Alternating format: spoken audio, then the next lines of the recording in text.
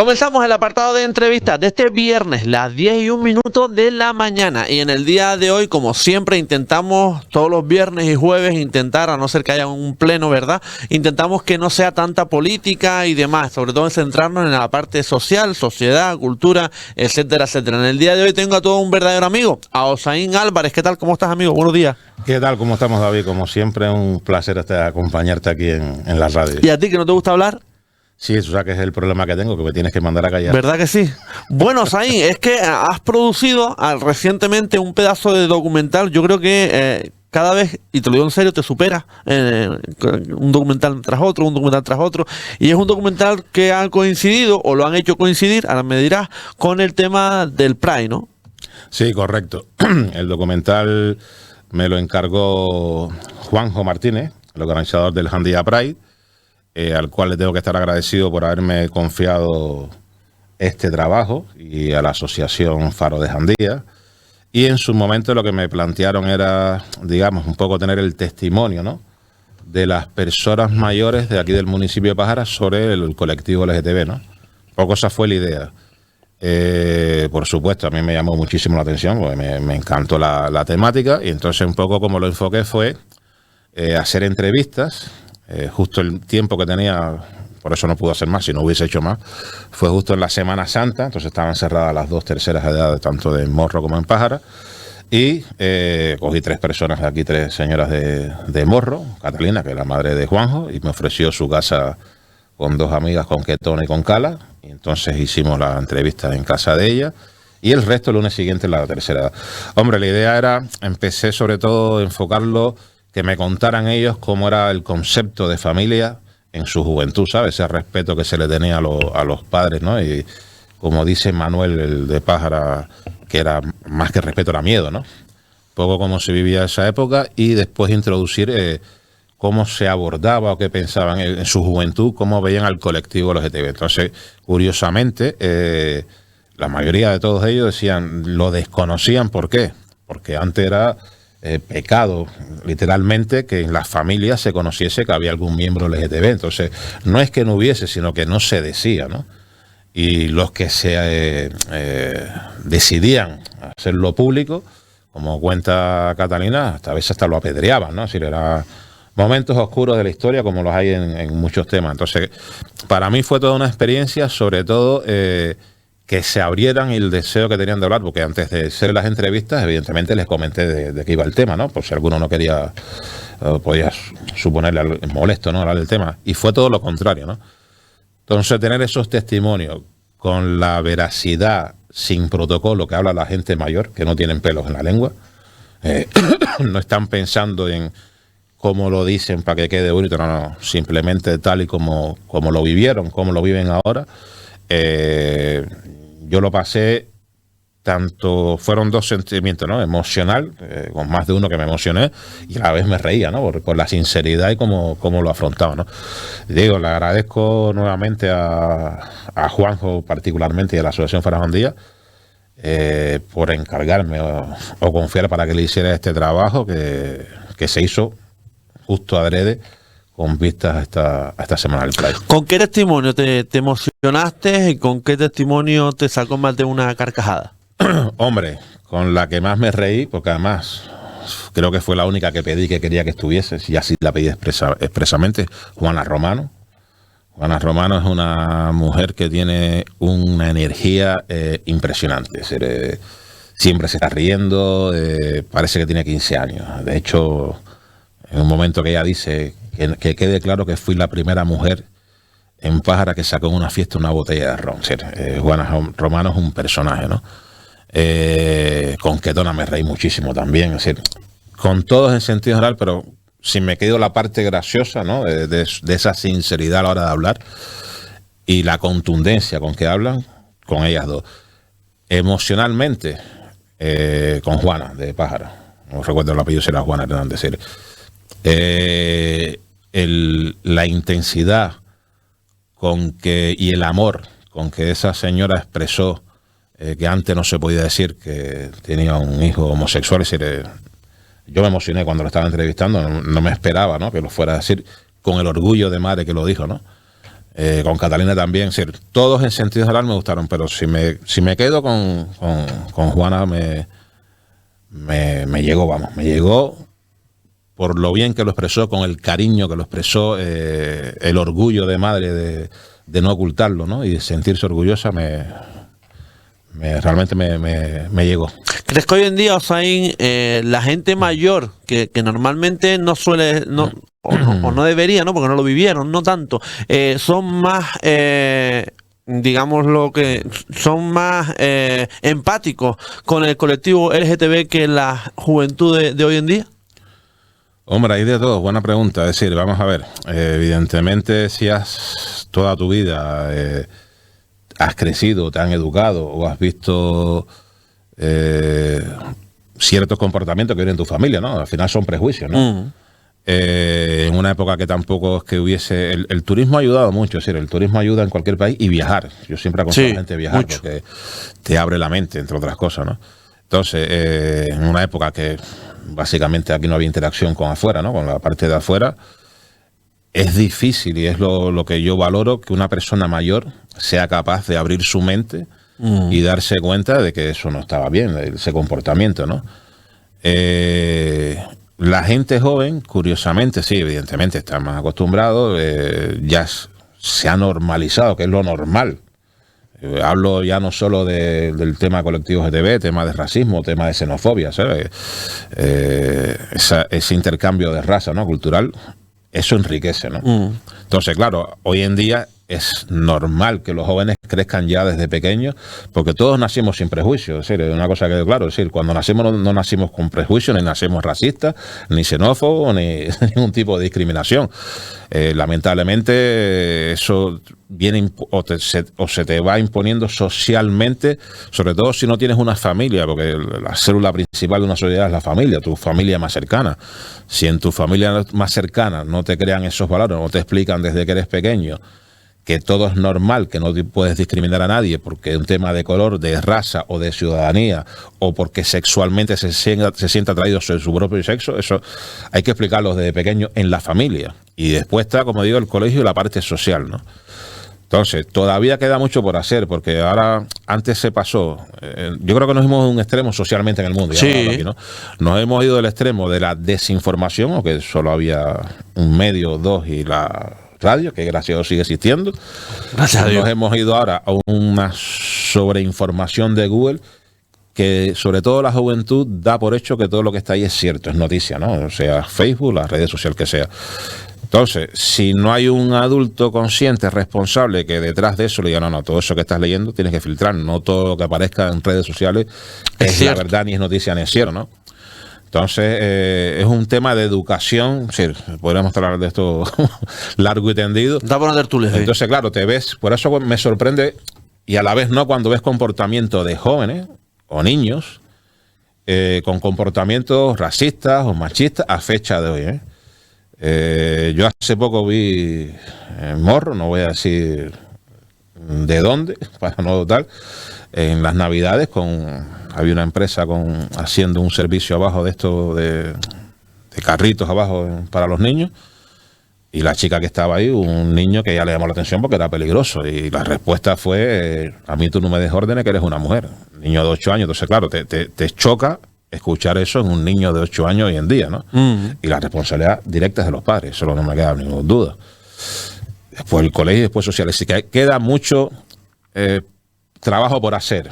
Está bien encaminado, pero es importante ese trabajo desde pequeño, desde la infancia, y somos responsables, es decir, todos los medios, es decir, desde la televisión, la radio, pero te digo, todo empieza en la casa, ¿eh? Totalmente. Bueno, vamos a hablar también, si te parece, de un festival internacional de cine documental, Santiago Álvarez, en tu Cuba natal, que yo pensaba, sinceramente te lo digo, por eso es un desconocimiento mío, que las personas que salían de Cuba no podían entrar otra vez a Cuba, que les iba a costar entrar. Entonces yo estoy viendo que no solamente no es cierto lo que pensaba, sino que hasta te conviertes en presidente de esto, ¿no? Cuéntanos un poco cómo es la historia. No, sí, vamos a ver, digamos, sí, yo no he tenido, sí, en su momento, hace muchos años, Evidentemente, hasta yo lo desconozco, los motivos a veces por temas incluso políticos o tal, o si salías a nivel de empresa, igual te podían vetar un X tiempo que no podías volver a entrar al país. No fue mi caso. Salí totalmente legal, vamos, con permiso de Cuba. Nunca he tenido problemas para entrar y salir de mi país, ¿no? Entonces, el tema del festival, yo hasta la fecha me había desentendido, es la palabra real, lo veía en distancia. Desde que mi padre falleció, que era un gran documentalista, no solo en Cuba, sino a nivel ya mundial, se empezó a hacer en Cuba, curiosamente en la ciudad de Santiago de Cuba, un festival de cine documental internacional, ¿no? Con el nombre de él. Justo ahora en marzo se acaba de celebrar la edición número 22 y a pesar de todas las dificultades que Cuba está atravesando ahora mismo, sobre todo con el tema de cortes eléctricos, se realizó, para mi orgullo, sobre cualquier pronóstico, ¿no? Entonces, justo ya el año pasado, yo sabía que en algún momento me tenía que tocar. Ya mi madre está mayor, que era la presidenta hasta el momento del festival, sigue siendo la presidenta de honor. Ya me tuve que sentar y asumir yo lo que me correspondía ya. Entonces ya esta primera edición para mí, que fue la número 22 en marzo, pues ya empecé a fungir como presidente del Festival Internacional. Yo el año pasado estuve en junio, 3 semanas para empaparme bien del funcionamiento. Y ahora en marzo estuve estas 3 semanas, una previa al festival, y para mí fue todo un reto, ¿sí? Por lo que suponía, por la labor que ha hecho mi madre durante estos 22 años. Porque realmente una cosa es vivirlo a distancia. Yo siempre intentaba apoyar aquí a la distancia, sobre todo la parte digital, ¿no? Pero ya estar en el meollo y apagar fuego, nunca mejor dicho, porque es un festival, cualquier festival de cine, es decir, lleva una logística y los imprevistos, tienes que tener soluciones para todo. Por suerte eso no se me daba mal, pero sí realmente para mí fue un orgullo, honor, sobre todo, como tú has dicho, porque es mi país, ¿no? Y reencontrarme de nuevo con eso y a través de la figura de mi padre realmente me emocionó. De hecho, los primeros días cuando estaban hablando, que decía, y ahora va a hablar el presidente, yo miraba, si no estaba acostumbrado, y dice, es contigo, y decía, venga, que te toca hablar, ¿no? Y te digo, me siento muy orgulloso de esta primera edición que he llevado a cabo.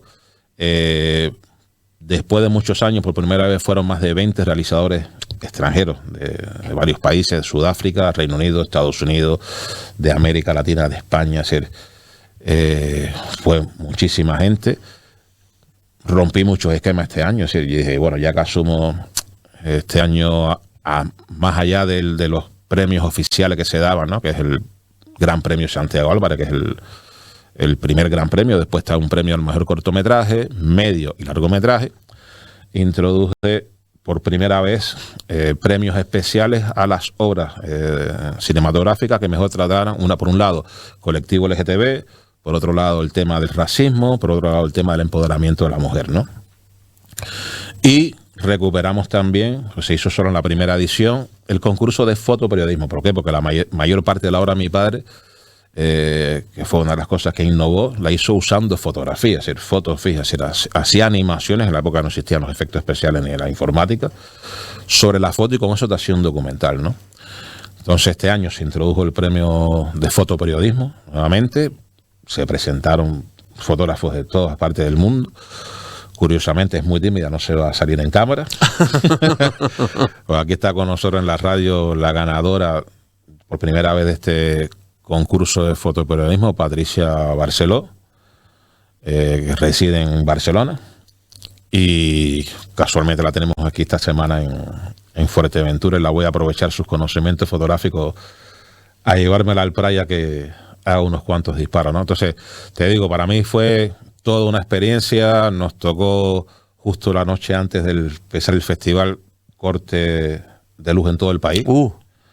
Sí, estábamos en un hotel que había planta eléctrica, pero claro, se armó un poco de caos y se va a suspender inauguración, todo. Al final improvisamos, que en Cuba improvisamos mucho, y fue curioso. Esta anécdota la cuento muy, muy brevemente, porque la inauguración se contemplaba la actuación de la Sinfónica de Santiago de Cuba en una sala preciosa que hay en Santiago de Cuba, se llama la Sala Dolores, que parece una catedral, es decir, 50 músicos, tal.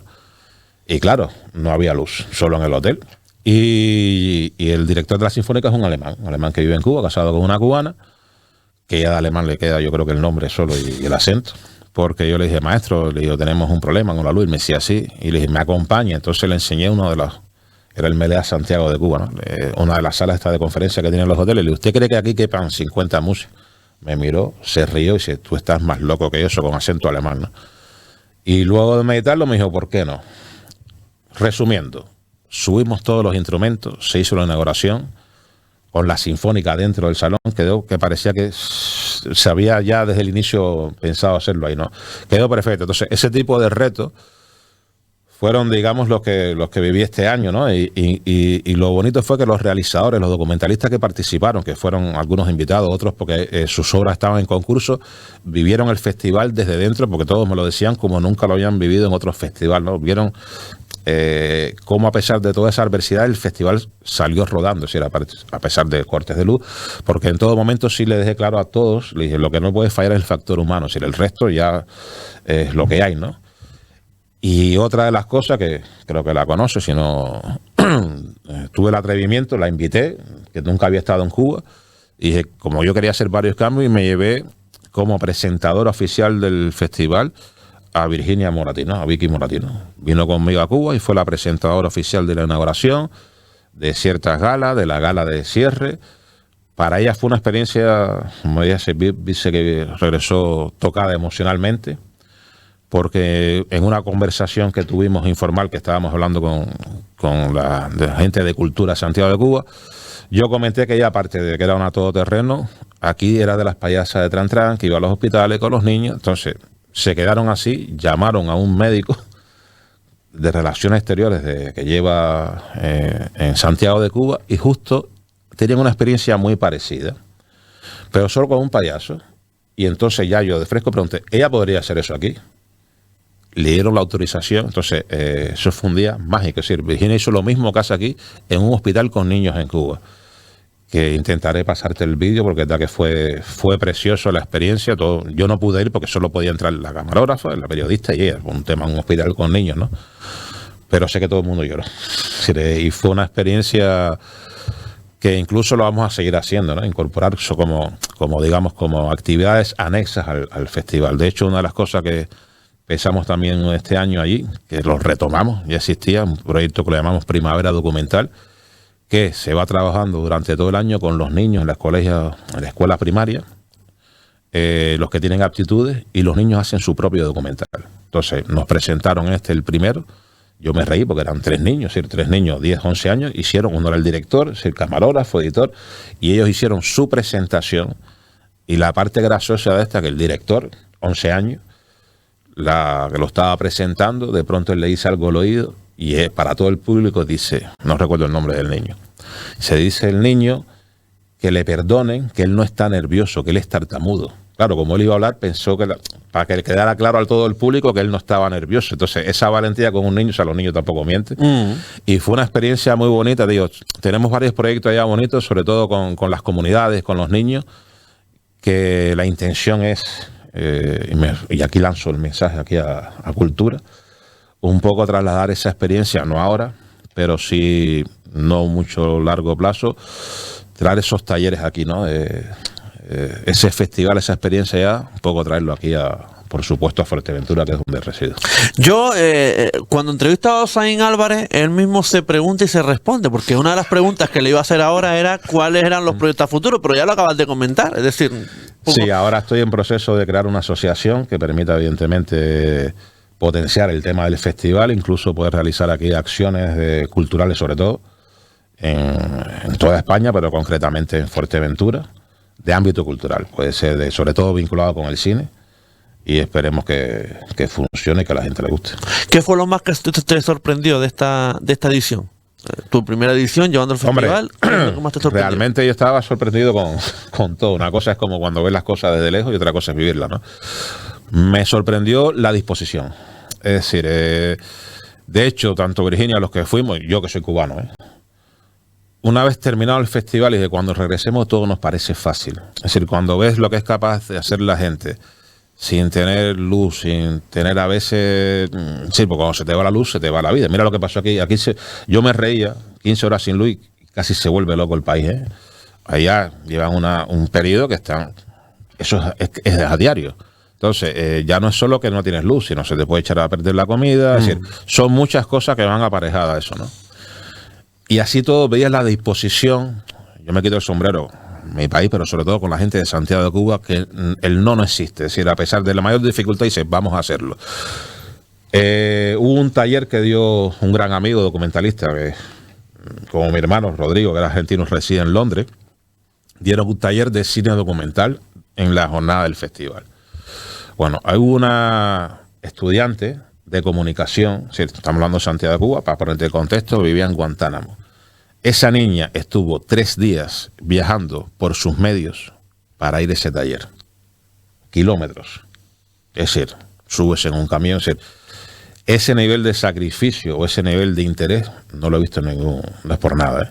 Es decir, una muchachita de 17 años, 18 años, que se pegue 3 días porque se enteró que iban a dar un taller que ella le interesaba por su carrera y dijo, voy como sea.